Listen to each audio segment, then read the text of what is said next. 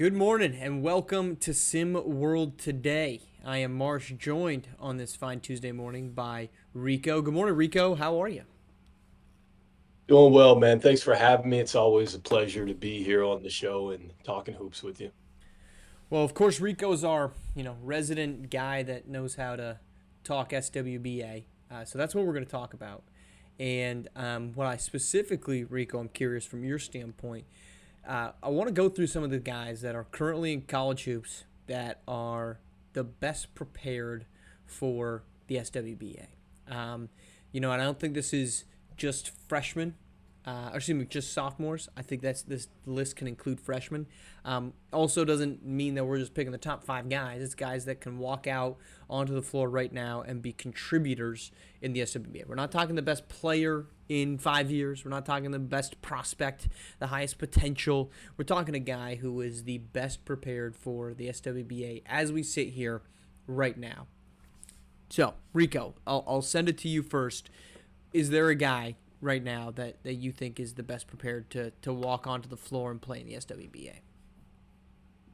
Yeah, I mean, I think one of the guys that I think is ready to rock and roll right now would be Justin Bell. I think that that's probably my first player that I'm going to say I think he immediately could come in and he immediately could have a role on an SWBA team. I think he's a player that he can play either on or off the ball.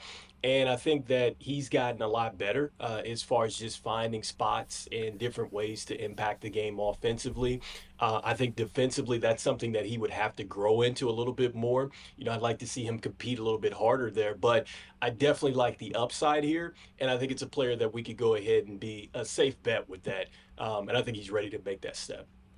Yeah, I mean he's one of the guys. It depends. Honestly, it depends on the day, but I think he's the number one pick. And then tomorrow we'll think it's D'Angelo Jordan, and then it's Nas Hall. He said on Monday, I think it's Nas Hall. Yeah, I haven't changed that decision just quite yet, but Siege said it, so I kind of piggybacked with him. But he's that good. I mean, he's a versatile wing. He could play both sides of the basketball efficiently, which is much easier said than done at the next level. His size portfolio 6'7", 215. It's a very much like a Jaylen Brown, Jason Tatum type of build. And his stat profile, you have to feel really confident about. 36% from deep last season. Like, I think we have fallen in love. We as like SWBA enjoyers and viewers have fell in love with this 40% 3-point shooter or nothing else.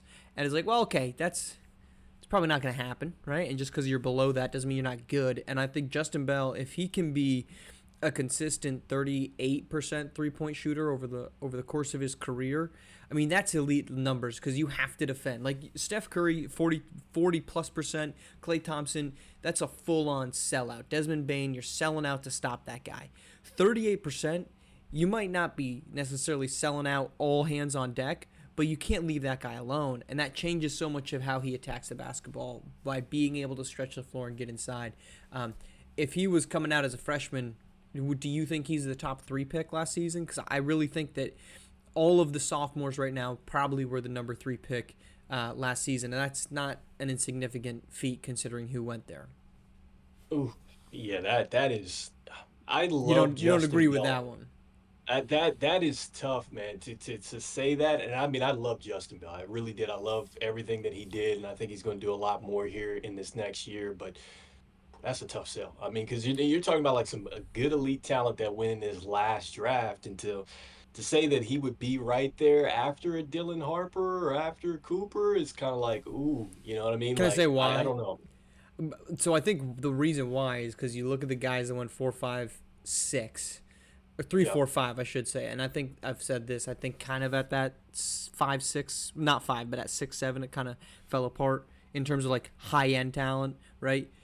Trey Turner, Cooper King across, Jalen Snow, and then we could throw Caden Ship into the mix if you really wanted to. But this is a league right now that's dominated by wings, and none of those guys are big, versatile wings. They're really, really good guards. They're really good guards. But Justin Bell, if you're looking at I want the Boston Celtics type of blueprint, which I still think that's a really good blueprint to have, and it's not that different than Oklahoma City's in terms of big, long, rangy wings. Shai Gilgeous-Alexander is a guard, 6'6". I mean, he's not a guard. He's the same guard that Nas Hall's a guard. You can play him across the perimeter. Justin Bell brings that to the floor. Every single guy in this class. I don't know if Arthur Lattimore goes number 3 just because I'm a little more hesitant about his upside compared to the other 3 guys at the top. But Justin Bell, rangy wing that can play both sides of the basketball flawlessly. Yeah, I was going to say, like, this year for sure, I got him locked in as top 3, right? But last season, again, I just a little questionable there. But this season, I could definitely see that. I definitely think that, look, you can make a case for him to maybe go number 1. We'll see what happens soon. So, I think that you're right on par with the fact that, yes, the SWBA is all about the wings and things like that. And you just really have to show that type of versatility. And so for me, I don't even know if he has to necessarily shoot 38% from there. I think that, heck, if you could shoot anywhere from 34 up, for me, I think that that is a solid percentage as far as really being able to stretch the floor, especially if you're playing with other elite talent. So I think it all depends on the fit and what that team's going to need. But, I think that he's got plenty from outside. And I just love the fact that he can pick his spots inside the 3-point line. And so it just doesn't have to be, hey, I'm just going to shoot a high volume of 3-point shots. So that's what I like about him. 34 seems a little low because if you're 34, I'm going to go ahead and shoot.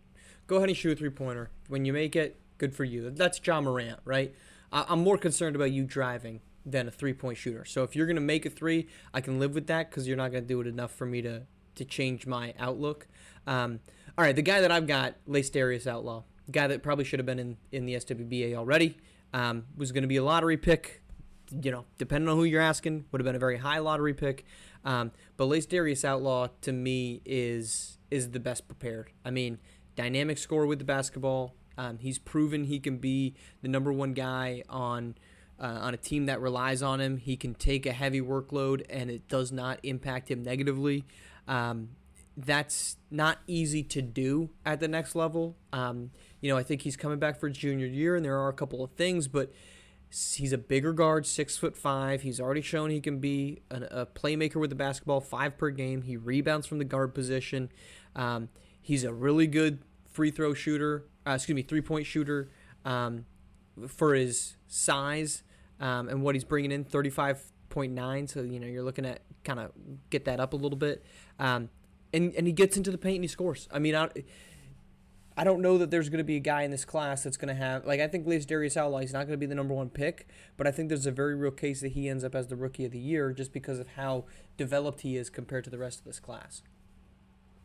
Yeah, I think the key for him is just can he cut down the turnovers. And so maybe it's a good thing that he did come back to maybe polish that up. I think that that's probably the biggest thing for him is just cutting down the turnovers. But aside from that, I mean, he just had I would say like a poor tournament, but I don't know if that necessarily is going to be the end all be all. I'm on that train where I'm like, I don't think that necessarily destroys somebody's draft stock, so to speak. And so, I do like the fact that he signed up for another year. I do think that, him becoming a little bit more polished as a playmaker and not turning it over, I think that right there is going to probably increase his draft stock that way because now it's like I trust you to have the ball in your hand. I trust you off ball. I just trust your decision making. I think that that's going to be critical for him. And so not a bad selection here. I definitely think that, yes, he is going to be ready to head to the next level. So I'm right there with you there.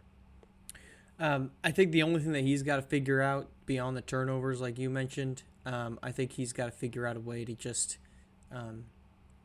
be a facilitator, not to assist men, but can he be an off-ball creator? Can he be an off-ball scorer, right? Because he's done it so much at Memphis as the number 1 guy and as the only guy. And if that's the case, then I think that we've got to just adjust this and say, okay, maybe can he just let somebody else contribute, right? Does he have to have the ball in his hands, or can he be the second option? And I think that is not easy to do, right? I mean, we talk about, you look at kind of the career arc of like a Russell Westbrook. He was a guy that needed the ball in his hands, and he wasn't effective when he didn't have the ball. And that was a big part of the reason that the Oklahoma City Thunder didn't really work out. It's part of a reason why he kind of bounced around during the tail end of his career on top of, his just efficiency cratered. He couldn't operate without the ball in his hands. I would look for that out of out of Darius Outlaw. I don't think we're going to see that at Memphis. I think the ball is going to continue to be in his hands this coming season. And that's my question about CKC. Really, to be honest with you, is can he be a guy that can play off ball? Like that was my biggest question mark for him. And I mean, maybe he's set to do so here with his new role in the He has SWBA. But to. I think that that is the biggest question mark that I have for him. And like Lace Darius here, it's just like, can he play off of the ball? Like you got to be a Yeah. creator like that. So that decision making on and then off the ball, it's got to click here. Do you think so? Speaking of CKC, and it wasn't necessarily something planned, but I mean, he's going to have to create off the ball because LaMelo Ball is going to have the ball in his hands 95% of the time. Do you think that that's the long-term pairing in Charlotte? Do you think the long-term trio is LaMelo, CKC, and Brandon Miller, or do you think that LaMelo Ball suddenly becomes tradable for the Hornets? I think it's tradable, especially when you look at the injury history. I'm very concerned with that. I think that look, if you're depending on this guy to be out there for the 82 games or whatnot, and I know everybody didn't play 82 games, but still, you got to play the vast majority of the schedule to give yourself a chance. And so, if you're not out there due to the injuries, and then also too, it just seems like it's cluttered in the backcourt because we love LaMelo. We love how he can distribute the basketball and things like that. But he's a scoring point guard, and so you got like a lot of scores here, and it's just one basketball. And so I'm Yeah. just not sure how you're going to really make those sets work. How do you get that to work? And I'm not sure that that's something that it necessarily meshes with these guys. And so that's kind of where I'm at with that. I think that they're going to have to move on from LaMelo. I think that that would probably be the obvious here because I still think that you have a lot with Brandon Miller. I think that he showed a lot at Bama coming off ball and just his versatility and stuff like that. And I think that CKC really could step into that role for LaMelo. And so maybe that is your 1-2 punch. And maybe you go get somebody that is more of like I'm trying to think like a Keegan Murray or a Harrison Barnes type of player, right? Somebody that you can plug in naturally at that other forward spot and play off of that stuff. So this has been my biggest gripe. Gripe is maybe an exaggeration, but all these people, and I'm not saying that Golden State got the pick right in 2020 because obviously they didn't with James Wiseman. And it should have been Tyrese Halliburton, and they should have traded back. And I think at the time there wasn't the option of a. I think there was a move back to number 4 and then get number 4, and I think it was Wendell Carter Jr. And like looking back, like that seems like the fucking freaking earplugs, no brainer deal. I don't know if that was actually on the table because it seems like that would be such the obvious pick. But this whole argument that when LaMelo Ball was cooking it up as a rookie in his second year, and it's like, hey, Golden State, they could have had LaMelo Ball. It's like, have you watched the Golden State Warriors play? Like, LaMelo Ball's brand of basketball is not the same. I mean, he's a great facilitator, but he has to have the ball so much. And he does a good job off ball, but he's chaotic with the basketball. He's exceptionally immature, and he can't play defense. And guess who checks all of those boxes and has been completely unable to see the floor for Golden State? Jonathan Kuminga is chaotic with the basketball, does not focus in on defense, and is shown to be at many times immature. And it's like this whole thing that, oh, Golden State could have had LaMelo Ball. If we're sitting here talking, and whether you agree in the conversation or not, we are not the only ones to be having this trade conversation with LaMelo Ball. If that conversation's been had, I don't know that it's such a runaway great pick as people want it to be.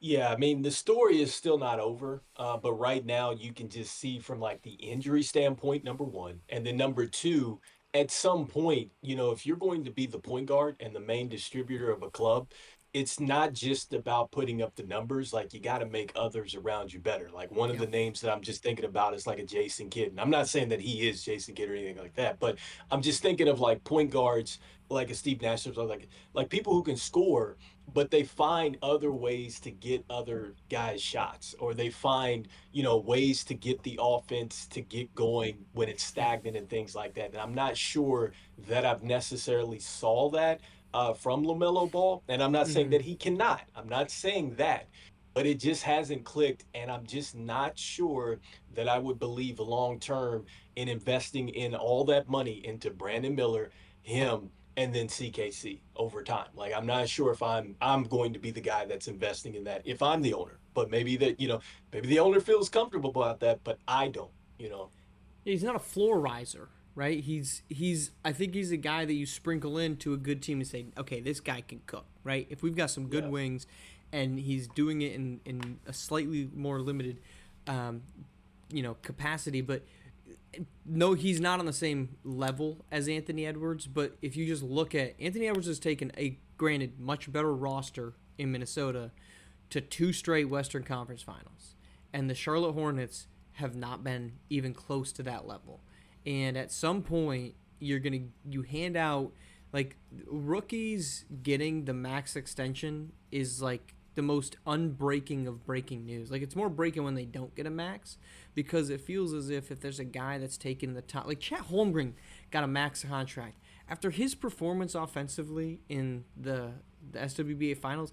I wouldn't have given him a max contract, Rico. Like I 15 know and that 8. I think we was averaging 15 and 8 or something like that. it was shooting like 30% from the floor. Like that's he's a scrawny Rudy Gobert. That's the way he played. He was awesome on defense. But a max contract, like that seems aggressive, but that's going course. You get a max contract, you put up big numbers, here's your max contract. And I just feel like LaMelo Ball, and again, we're not the only ones. If we were the only ones, if we were the first ones coming up with this conversation about LaMelo Ball, that'd be one thing.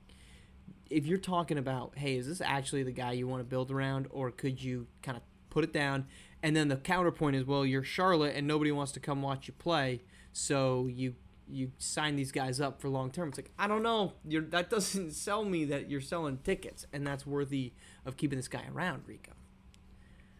Yeah, I mean, I'm right there with you. And like I said before, I just think, again, long term is just not the answer. And I think that what you have to think about is just when you're talking about defense too, it's like you got to have other pieces around. And I think that that's what you have to think about when you're financially investing into one player. There's other pieces that you would need to really Yeah. unlock that and make that fit. And I think that the Hornets, they have some issues. Like we're not even talking about the rim protection. They've lost both of their centers over to Phoenix, if I'm not mistaken. Like these guys have got to figure out what they want to do with their interior. And so, you got to get better there. And then also, too, the perimeter defense around you has to get better. And so that's, yeah, the Hornets have a long way back. And the pieces that they added, now granted, picks at 29, 33, and 34 aren't necessarily like, future picks, but the pieces that they added at the tail end of the draft, Kirby Ordway, which was very puzzling at the time, a small three-point shooting guard, like it kind of gives me James Bouknight vibes, and we saw what happened there. Jeremiah Minor, who is just speed, quick point guard, can score inside, but needs the ball in his hands, and otherwise is not the greatest of defenders. And then Payson Corbin at pick number 34, like the where they put these pieces together, you got a 5'11" Jeremiah Minor, you got a 6'4", 193 Kirby Ordway. Like Corbin is kind of the only one that makes sense, but he's not even a paint protector, Rico. He's more of a 3-point shooting, shot creating big than he is anything else. Like it just, this team doesn't make any sense, and it especially doesn't make sense if you think you're going to win with LaMelo Ball as the number one option.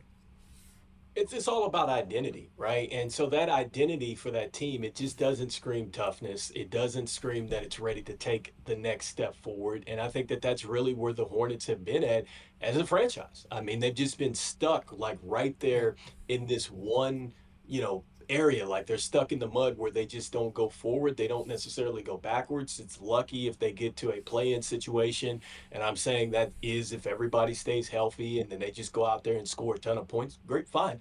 But as far as taking another step forward and actually qualifying for the SWBA playoffs or really laying down a foundation to go, hey, we can build off of this. Defensively, we've gotten better. Our offensive efficiency's gotten better. I'm not sure if you're going to see that next season with this team. No, what they need is a 10-pole guy, and I think there was some hope that it was LaMelo Ball. I think his lack of defense and his injuries have kind of made that 10 not really metal, but kind of like a 2x4. I feel as if Cooper King Cross, who, depending on who you ask, might have been the best player in the draft, right? I'm not saying that's true, but depending on, there were plenty of people who will build up the case that says CKC was the best player in the draft. I don't know what your return is because LaMelo Ball is so flawed, but it does feel like the building should be built around Cooper King across and not LaMelo Ball. Yeah, you could get a major shift there. And I think that, like, again, we've talked about this. If CKC can play off of the ball, and he's already shown he can play on the ball, but can he do it at the next Right. level? Then it gives you an out from LaMelo Ball. I think that gives you an out, and it actually gives you a direction. Where, like, a direction, you go, okay, hey, we got these two guys. Let's go from here and build. Right. But I think right now the direction is everywhere for them. Yeah, and if you look at what do you need to be a SWBA contender right now, it's not what you needed 7 years ago, 10 years ago when it was big threes. Everyone needed a big three, and then we made these stupid rankings that were ranking big threes, and it was like, this is a big three. Nah, it's not. You need a big two, right? You need SGA and Jalen Williams. You need, and the teams that fell short didn't really have even that, right? But they had really great supporting casts, and you had, Aaron Nemhard playing the role of a big two. You had T.J. McConnell playing the role of a big two. If you can talk yourself into, we got CKC and Brandon Miller, suddenly LaMelo Ball becomes expendable. All right, Rico, appreciate you jumping on here, man. Glad to have you back on. We will be back next Tuesday with you. We'll be back tomorrow morning with everybody else here on SimWorld TV, the only place you can see the game, be the game.